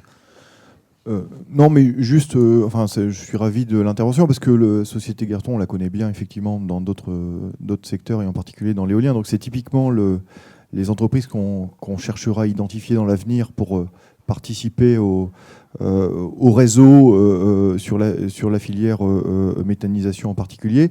Et puis je voudrais juste profiter d'avoir le micro pour dire que il y a aussi une démarche qui est tout à fait remarquable que BPI France nous a indiquée. Elle a été, on l'a sollicité, BPI France a été sollicité pour accompagner les PMI, donc l'industrie, en sous-traitance du lancement des appels d'offres offshore. Donc là aussi, je pense que c'est un soutien de l'État indirect à la structuration de filières. Donc là, il s'agit de l'offshore, mais je crois que ce genre d'initiative, si elle pouvait être développée pour l'ensemble des filières, serait de nature, évidemment, à soutenir des entreprises comme Gerton et bien d'autres qui existent sur le territoire national. Merci, M. Maton. M. Clément, vous avez des éléments de Oui, réponse juste également ? un élément de réponse complémentaire pour citer un exemple. Sur un salon récemment, on travaille avec une association régionale qui s'appelle Énergie Haute-Normandie. Je voulais la citer parce que l'initiative qu'elle mène répond à cette demande qui est comment faire en sorte que les entreprises locales rencontrent les donneurs d'ordre, les commanditaires qui travaillent à un niveau national et comment faire rencontrer l'offre et la demande d'équipements ou de services. Et Énergie Haute-Normandie est venue nous voir justement parce qu'ils organisaient localement des rencontres entre les développeurs porteurs de projets comme nous sommes et les industriels locaux. Donc on va aller les voir pour leur dire voilà les projets qu'on a, voilà les projets qu'on porte, et donc en inscrivant avec une notion de volume dans la durée sur la région, et voilà le type de compétences en offres et services dont on aurait besoin. Voilà, donc par l'intermédiaire d'Énergie Haute-Normandie, eh bien, cette rencontre entre les entreprises que vous représentez, enfin que vous êtes, madame, et celles que nous sommes nous, on a ce point de rencontre, et je pense, alors c'est la première sollicitation de ce type, donc je la cite, mais je suis convaincu que ce ne sera pas la seule, et que donc voilà, localement aussi, toutes les initiatives locales qui permettent de faire se rencontrer ces compétences ce seront des exemples à suivre. Merci Laurent Clément. Donc monsieur qui avait levé la main, vous avez eu un micro entre-temps, voilà, on va vous le passer tout de suite. Y a-t-il d'autres questions pour me permettre ? Oui, merci monsieur. Et là au premier rang, hein, j'espère que j'ai oublié personne. Voilà. Alors, c'est assez souvent le cas, hein, je suis désolé, ça fait partie du lot de ma mission, mais comme ça arrive souvent, 5 mains se lèvent dans les 5 dernières minutes. Mais enfin bon, on essaiera de faire le tri. Je ne promets pas de pouvoir satisfaire tout le monde. Monsieur, s'il vous plaît. Bonjour, donc Philippe Touchet des Chambres d'agriculture. Je vous remercie pour la qualité des échanges de cette table ronde. Vous avez abordé la question de l'acceptabilité sociale pour les projets collectifs notamment. On a aussi abordé la question de la sécurisation des approvisionnements avec la contractualisation qui n'est pas en soi la panacée. Le projet de loi du gouvernement sur la transition énergétique fait une proposition d'ouverture du capital des sociétés de projets d'énergie renouvelable pour les citoyens et les collectivités. Donc ma question pour les intervenants, c'était finalement en quoi et comment l'ouverture et la gouvernance du capital peut être un atout à différents acteurs, peut être un atout ou un frein pour les projets de méthanisation. Oui, je vais juste répondre. C'est un sujet dont on a déjà commencé à discuter. Il y a eu des réactions du syndicat sur ce thème-là, en tout cas sur le principe, même si elles n'ont pas encore été complètement détaillées. C'est évidemment une très bonne idée, surtout si elle n'est pas obligatoire. Et malheureusement, dans le projet de loi, c'est un petit peu ce qui est donné comme tendance. Donc, le proposer, c'est très bien. Si on arrive à se mettre d'accord, c'est très bien. Il est question des riverains, puis des collectivités qui peuvent prendre la part des riverains si les riverains ne souhaitent pas le faire. Mais évidemment, si c'est obligatoire, ça va être un petit peu complexe à gérer. Mais je pense que Damien... Oui, juste un mot. En fait, on va proposer d'amender un peu cette disposition, effectivement, sur le caractère obligatoire. S'il y a des dispositions incitatives pour que les parties s'entendent d'autant plus facilement et qu'on ouvre le capital à des riverains, encore faut-il déterminer de façon précise ce qu'est la notion de riverain. Mais l'incitatif, oui. Le coercitif et le contraignant sur ce genre de disposition, non, parce qu'on a parlé toute la matinée d'accélérer le développement de projets. Il ne s'agit pas de rajouter une strate qui pourrait conduire à ralentir les projets, voire à les fragiliser juridiquement. Donc c'est une disposition qui est intéressante dans son principe, mais on va essayer de la calibrer pour qu'elle soit efficace et qu'elle ne ralentisse pas les projets. Merci Damien Maton. Je me retourne vers la salle de nouveau. Monsieur, vous avez un micro et ensuite, si vous voulez bien, on va s'orienter vers le premier rang de ce côté, s'il vous plaît. Oui, Antoine Jacob, j'aurais souhaité que Sébastien Cousy veuille bien nous repréciser tout ce qui se fait, notamment au COSEI, en termes de structuration de filière, de rappeler également la forme que pourrait prendre le comité de suivi de pilotage que le Club Biogaz a demandé, de façon à ce qu'il y ait entre les différents ministères un endroit où on puisse discuter des différents enjeux de la filière. Voilà, et tout ce qui se passe en termes d'appel d'offres, AMI, structuration de filière aussi, puisqu'on a la semaine dernière envoyé un dossier à Monsieur Le Boulanger au niveau du Club Biogaz et du CER pour demander la mise en place de financement qui permettrait de faire ça. Voilà. Merci Sébastien de nous préciser tout ça. Sur ce dernier point, je crois que c'est ce dont Bruno Le Boulanger a parlé, donc on en saura plus la semaine prochaine. Je pense qu'il ne peut malheureusement pas en dire plus, mais ça a été pris en compte dans la feuille de route dont il parlait tout à l'heure. Sur les autres, pour être très très honnête, c'est un petit peu confus pour moi. Au COSEI, la semaine dernière, enfin COSEI, pour ceux qui ne savent pas, c'est le comité d'orientation stratégique des éco-industries. Il a été décidé la mise en place d'un comité de suivi pour le biogaz. Hier, la ministre a annoncé qu'il y aurait un comité national biogaz dans lequel seraient son ministère et le ministère de l'Agriculture. Au COSI, c'est le ministère du redressement productif et le ministère de l'écologie. Je pense qu'il y a 2-3 petites choses à affiner. En tout cas, il y aura un comité avec les différents ministères qui seront représentés dedans et qui nous permettra, je pense, que tout le monde soit au même niveau d'information, que l'information se passe de façon un petit peu plus fluide et qu'il y ait peut-être moins de chapelles. Et voilà. Donc, mais pour la mise en place et le mode opératoire, je suis encore un petit peu. Enfin, c'est un peu neuf pour qu'on puisse dire quelque chose. Merci. Monsieur, vous avez récupéré un micro entre-temps. Oui, bonjour. Marc Denis, vice-président de la communauté d'agglomération Cergy-Pontoise. Vous avez assez peu cité le mot collectivité locale dans vos interventions. Ma question sera simple. Quelle place, quelle attente, quel rôle les collectivités locales peuvent-elles jouer? Et pour les collectivités locales qui seraient intéressées par le développement de projets locaux méthanisation, quels principaux conseils ou principaux conseils leur donneriez-vous? Merci, monsieur. Effectivement, à travers les différents acteurs qui ont été cités, je pense qu'il s'agit d'un oubli, mais puisque nous avons parlé de territoire et d'ancrage dans les territoires, bien évidemment, j'imagine que les collectivités locales sont concernées au premier chef. Madame Delamarre, vous voulez Oui, je dirais que pour les collectivités locales, ce n'est pas vraiment un marché tout à fait neuf, puisque ça fait longtemps qu'on regarde autour des collectivités locales le principe de la méthanisation. Donc il y a des expérimentations maintenant qui ont fait retour de probation. Donc je pense que sur le sujet du traitement des déchets, il y a déjà pas mal de retours d'expérience, certains positifs, d'autres un petit peu moins. Et effectivement, il y avait tout un côté d'innovation qui avait été proposé autour des collectivités locales à une certaine période.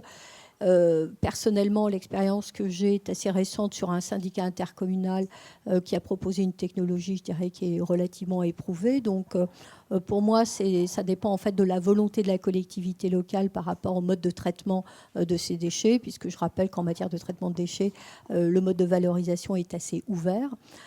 Concernant tout ce qui est le monde des décharges, la valorisation du gaz, enfin les torchères, ça fait longtemps qu'elles existent. On a déjà essayé d'y mettre des moteurs pour produire du biogaz. Il y a eu différentes expériences là aussi. Donc pour moi, ça relève de l'envie des collectivités d'un mode effectivement de valorisation. Et puis la valeur incitative des collectivités locales, effectivement, pour attirer sur leur territoire des projets, ça oui, sous la forme effectivement d'une ouverture et comme on l'a dit, d'acceptabilité des projets. Donc pour moi, collectivité locale, soit vous êtes maître d'ouvrage et acteur à ce moment-là de votre développement sur un risque qui est un risque d'une collectivité locale au sens large ou d'un syndicat intercommunal, puisqu'il y a bien sûr capacité à déléguer la compétence. Et sur le mode incitatif, eh bien effectivement aider. Vous pouvez peut-être mettre en valeur certains terrains pour les mettre à disposition des projets.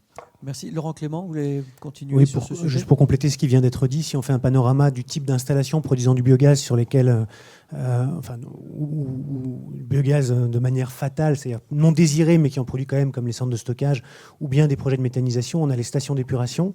Excuse-moi, ma question c'était plutôt sortir des propres compétences de l'agglo, type STEP, traitement des déchets, mais sur le reste. Ok, et donc on oublie tout ce qui est déjà mieux connu et on regarde la méthanisation, donc développer cette filière méthanisation avec les collectivités. Elles ont un double rôle, un rôle de partie prenante au premier chef si elles décident de s'équiper d'un outil de traitement des déchets par méthanisation, comme on a vu certaines agglomérations le décider, auquel cas là c'est un projet de traitement de déchets porté en investissement par la collectivité ou avec des systèmes classiques. Après sur les projets biomasse, et c'est vrai qu'on a surtout parlé de biomasse aujourd'hui, la collectivité n'a pas un rôle d'investisseur, donc elle va avoir un rôle qui va être différent. Le premier rôle qu'elle pourrait avoir, c'est lancer des appels d'offres pour traiter les déchets de la collectivité. Ça peut être les tontes de pelouse, ça peut être les déchets de restauration de ces cantines et autres. Donc là, c'est un rôle clairement actif, diriger ces déchets fermentescibles à vocation méthanisation. Et après, il y a effectivement un rôle on parle de projet de territoire. Sur ces territoires, on va devoir fédérer le monde agricole, on va devoir répondre à des oppositions parfois de riverains, on va devoir fédérer des entreprises agroalimentaires qui ont leurs implantations, leur chaîne de production sur ces territoires avec des emplois à la clé. Et bien souvent, pour fédérer et pour instaurer un dialogue entre ces différents acteurs et faire aboutir un projet, et on l'a dit, un projet au long cours, eh bien, le meilleur acteur, c'est la collectivité, pour permettre de mettre ces différentes parties autour de la table.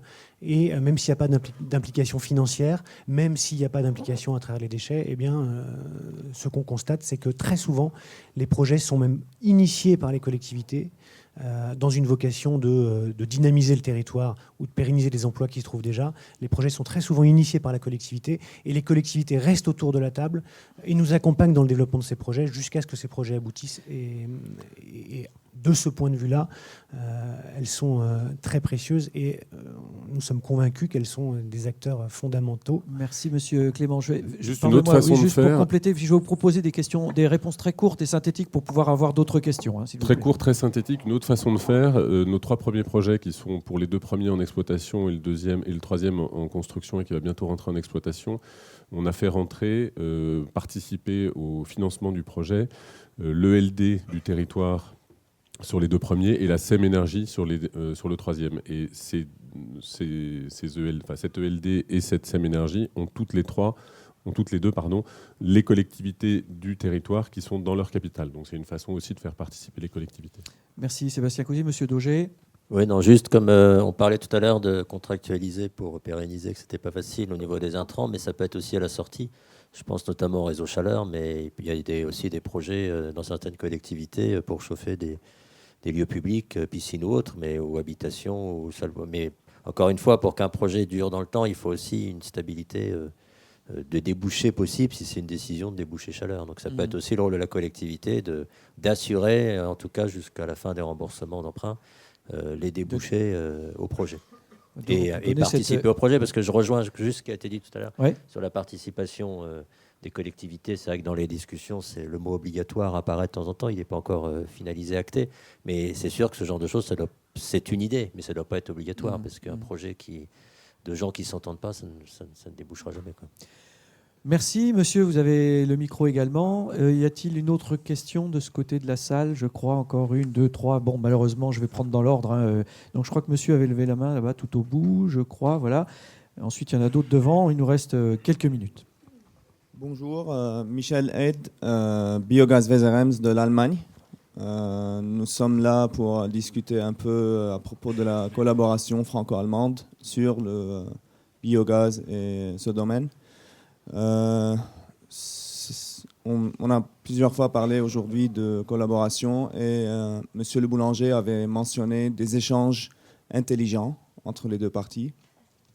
Alors, on aimerait savoir votre avis en tant que ministère et l'avis d'autres sociétés sur ce sujet.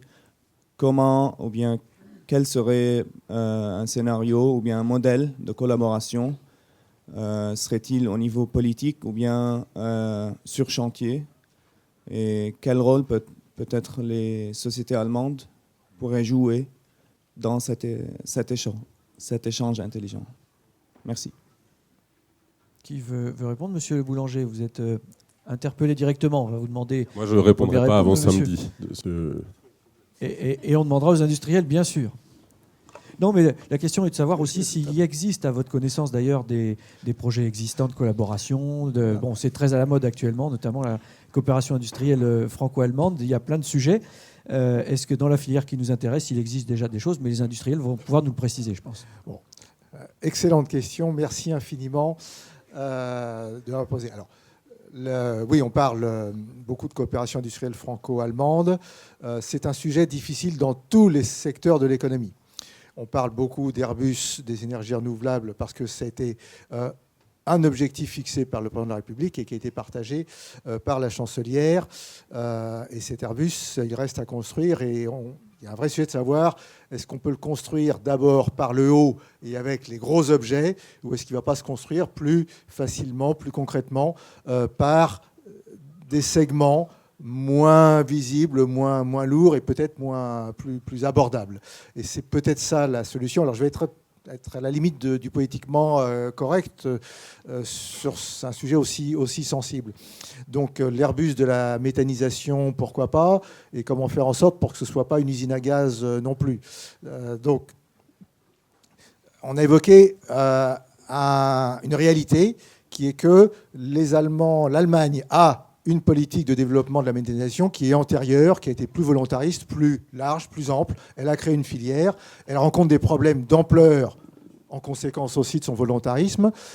Et donc, moi j'ai évoqué, il y a un retour d'expérience que nous pourrions partager avec les acteurs de la filière allemande, qu'ils soient équipementiers, qu'ils soient exploitants, qu'ils soient établissements finalement académiques. Et donc ça, il y a un véritable terrain, et on pourrait en parler, nous, à l'association franco-allemande des énergies renouvelables, qui est une petite structure, mais qui existe, qui n'est pas à créer, pour mettre ce sujet à l'ordre du jour. Comment utiliser intelligemment votre retour d'expérience, en bon, en moins bon, et pour récupérer ce qui est bien et moins ce qui l'est moins. Deuxième aspect, très clairement, comme tous les sujets industriels, il y a un sujet de coopération et un sujet de compétition. Donc, c'est faire de la coopétition intelligente. Alors, il y a honnêtement un risque que nous pointons, qui est de voir un marché germanique qui se retourne et voir finalement du matériel qui a des difficultés d'écoulement sur son marché intérieur et qui viendrait chercher des débouchés extérieurs, un peu d'opportunité, et ce serait une réaction normale, vertueuse de ces acteurs. Il est également normal et vertueux que des acheteurs français saisissent l'opportunité, si elle est solde, chez leurs voisins. Un peu de solde, oui. En faire une politique achat, non. Et donc là, un deuxième sujet de coopération intelligente, c'est effectivement plutôt de faire venir pour nous des industriels allemands, contribuer à l'élaboration de systèmes techniques adaptés au modèle français et les industrialiser en France, et donc participer dès l'amont, pourquoi pas, à des projets collaboratifs que nous serions prêts, nous, pouvoirs publics, à cofinancer, dans la mesure où ils aboutissent à du déploiement industriel qui peut être partagé entre les deux pays. Donc, il y a sur ce volet qui est évidemment toujours plus délicat et qui, pour nous, doit être le jeu des industriels eux-mêmes, mais avec derrière une maîtrise raisonnée des flux. Pourquoi il faut utiliser évidemment le savoir-faire de nos amis allemands qui ont des équipements à offrir, et il faut ce que vous pensiez également, puisque vous avez ce savoir-faire, le développer avec nos industriels en France. Et dans ce cas-là, vous serez toujours les bienvenus.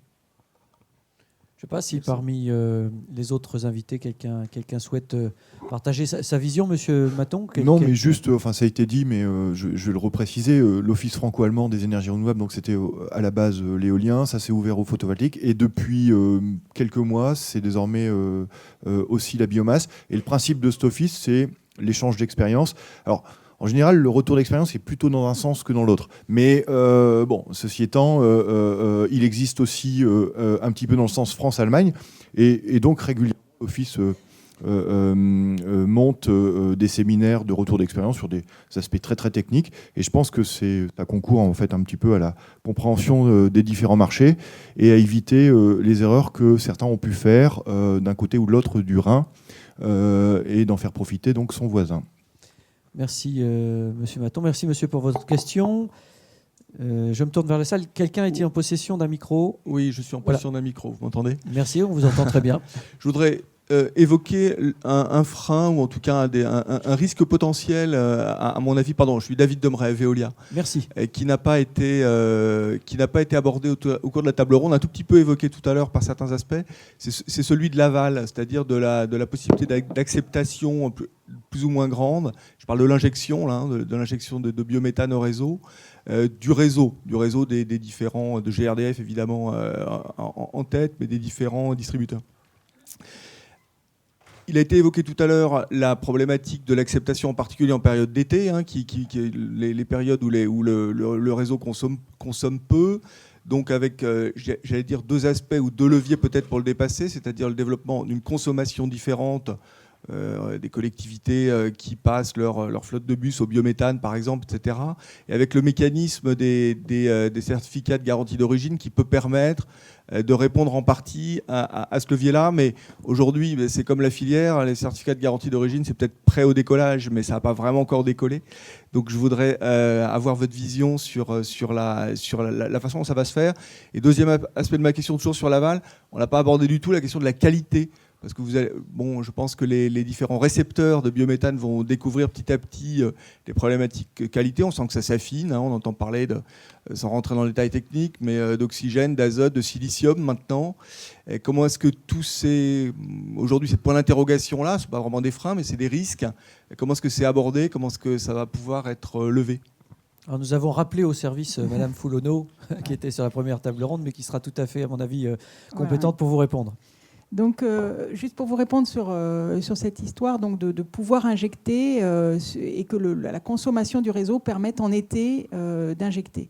Donc, c'est vrai qu'aujourd'hui, on a un grand nombre de projets qui ne peuvent pas injecter en été parce que la consommation du réseau n'est pas suffisante. Donc, notre première action consiste à accompagner les porteurs de projets. On a sur toute la France une douzaine de personnes qui sont quasiment dédiées maintenant à accompagner les porteurs de projets. Et on va faire pour eux des études pour voir où est-ce qu'ils pourraient, et c'est dans le cadre de projets collectifs plus simples, où est-ce qu'ils pourraient injecter. C'est la première chose. Ça peut être fait aussi en maillant des réseaux et on essaie d'étudier ça. On a, donc ça c'est la première chose, et puis il y a des projets qui ne se feront pas en biométhane. Après, il y a ce dont on a parlé, que Marc a évoqué, qui était suite à la question de M. Ono, qui était de travailler à ce qu'on appelle l'injection centralisée. Donc, c'est-à-dire de pouvoir récolter du biogaz brut ou du biogaz épuré et de le transporter sur un lieu unique d'injection. Donc ça, c'est une étude qu'a lancée l'ADEME, qu'on fait aussi dans le cadre du groupe de travail injection, pour pouvoir étudier ça. On étudie aussi avec les transporteurs des options éventuellement de rebours, c'est-à-dire de comprimer le gaz vers le réseau de transport. Donc ça, c'est quelque chose qui, pour l'instant, ne marche pas très bien à l'étranger. Et puis le problème, c'est que les compresseurs, ils n'aiment pas trop bien les stop and go. Donc il faut qu'on voit la faisabilité technico-économique. Puis il ne faut pas non plus que toute l'énergie mise dans le compresseur soit équivalente à finalement le biogaz produit, ce serait dommage. Donc voilà, on a encore beaucoup de chantiers, mais on l'étudie et c'est vrai que ça reste un levier sur lequel on fait. Enfin, on travaille avec Valérie qui est présente dans la salle à ce que demain on puisse avoir sur notre site internet ou un outil dans lequel vous rentrerez le code de votre commune et vous aurez savoir si vous pouvez injecter 0 et différents grades où il faut vraiment faire une étude, où c'est possible entre tel et tel débit, etc. Et, tout, et selon la période de l'année, etc. Puisque vous parlez de saisonnalité, justement, nous avons cru voir dans le projet agribiométhane tout à l'heure avec M. Bouchonneau, on voyait des images dans la vidéo d'industrie agroalimentaire, là, notamment de viennoiserie. donc où j'ai cru comprendre qu'il y avait un utilisateur important de gaz localement. Est-ce que ça faisait partie intégrante du projet aussi? Est-ce que ça permet de distribuer toute l'année? C'est parce qu'il y a un consommateur local important? Alors oui, le problème d'avoir un consommateur local important, c'est que ça fragilise aussi le projet, puisque ce consommateur va-t-il durer sur les 15 ans du projet? Donc nous, on aime mieux quand il y a un réseau avec plein de consommateurs et que ce soit partagé, même si toutes nos études montrent que dans les faits, historiquement, les consommateurs industriels sont en général toujours remplacés par d'autres consommateurs, et ça, on peut le prouver sur de nombreuses années. Mais il n'empêche que ça fragilise. Et juste pour répondre à la question de monsieur sur la qualité, écoutez, alors là, pour le coup, sur nos 4 sites qui injectent, nous n'avons jamais eu de problème de qualité, quelles que soient les technologies d'épuration. On en a eu un petit peu à Lille, mais il faut dire qu'ils sont en gaz B, donc un gaz qui est appauvri, et que le gaz était trop riche. Il a fallu les pauvres qui règlent leur épurateur pour appauvrir le gaz pour l'injecter. Nous n'avons vraiment tous les contrôles, qui sont les contrôles en continu, les contrôles ponctuels. Le gaz est d'une qualité absolument... c'est du méthane. Tous les paramètres sont vraiment excellents. Aucun souci. Voilà. Et puis, il faut le dire, c'est un excellent travail des fabricants d'épurateurs et puis des porteurs de projets comme M. Bouchonneau. Merci Madame Foulonneau. Une toute dernière question, si vous le voulez bien, parce que nous arrivons à l'issue de cette réunion de ce matin. L'après-midi étant consacré aux biocarburants, nous essaierons de démarrer à l'heure dite, c'est-à-dire à 14h, et nous allons terminer sur cette partie. Bonjour. Oui, donc pour Charles Delavenne, avocat. Pour cette dernière question, sous un angle de financement de projet, et il y a à la fois ici des emprunteurs et des prêteurs, quelles sont les conditions optimum? J'ai entendu parler de coopération en termes d'intervention dans le capital entre des collectivités locales. Quelles sont les conditions optimum pour favoriser le financement des projets biogaz? Qui veut répondre à ça? Est-ce qu'il y a un modèle aussi, en l'occurrence, sur le montage? En fait, pour vous répondre, par rapport à l'expérimentation que nous avons en France sur les autres énergies renouvelables, c'est celle qui pose le plus de problèmes à financer en financement de projet. Ça, c'est très clair. Je pense qu'autour de la table, on partage tous ce principe. Donc ensuite, la bonne composition du projet, au long de nos entretiens, on l'a donné. Il faut que ce soit un projet de territoire, il faut que ce soit un projet d'intérêt commun des actionnaires. Et c'est là où, effectivement, entre les agriculteurs qui souhaitent, je dirais, garder en fait quelque chose d'important dans le projet parce qu'il l'apporte, et l'industriel qui, lui, apporte son savoir-faire, je pense qu'il faut effectivement beaucoup travailler la bonne entente des acteurs, parce qu'un projet réussi, c'est un projet d'abord économiquement qui tient et dans lequel les actionnaires sont convergents. Et c'est là où, par rapport aux autres projets énergie renouvelable, qui sont généralement des projets, je dirais, qui, une fois qu'on a connecté, qu'on a raccordé, ils sont moins dans l'aléa. Un projet de méthanisation, ça se pilote, je dirais, au quotidien. Et ça correspond à une vraie difficulté. Donc pour l'instant, je dois dire qu'on n'a pas trouvé le modèle idéal, mais qu'on y travaille. Oui, je ne vois pas bien ce que je peux ajouter. Ce qui est clair, c'est qu'effectivement, on cherche à faire des financements projets, des financements sans recours. À partir du moment où on a envie d'en faire plusieurs et beaucoup, on souhaite conserver ce type de financement propre aux énergies renouvelables. Donc, à partir du moment où on souhaite ce type de financement, on a l'obligation d'avoir des projets qui soient parfaitement sécurisés pour que ce type de financement soit adopté par nos partenaires financeurs. Donc, à nous de travailler en amont.